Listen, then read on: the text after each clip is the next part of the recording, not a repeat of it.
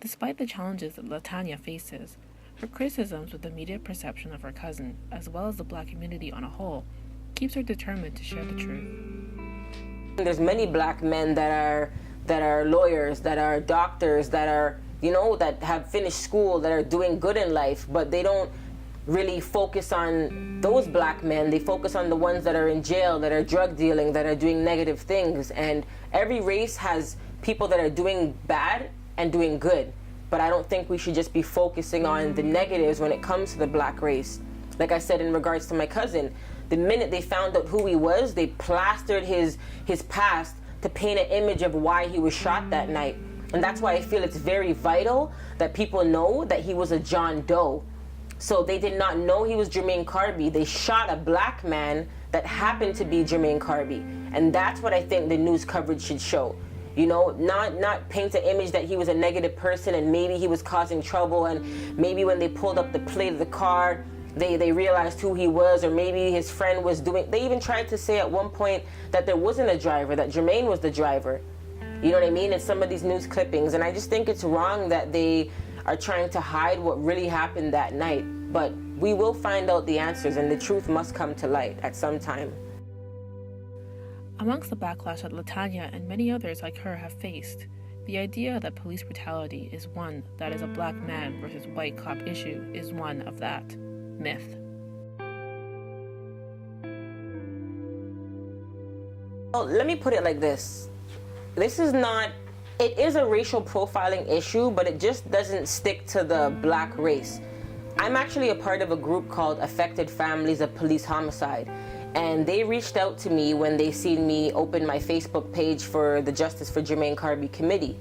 That group is built up of many different races that have lost their loved one by the hands of a police officer.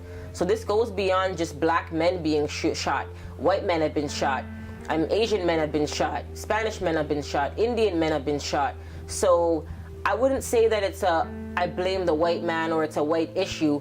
It was a white officer that shot Jermaine, yes. It could have been any officer. But I think officers on a whole just have this issue of over-exhausting their power and using excessive force unnecessarily. I mean, they said Jermaine had a knife, which all the witnesses said he didn't. Let's just say he did have a knife. You don't need to shoot someone 4 times.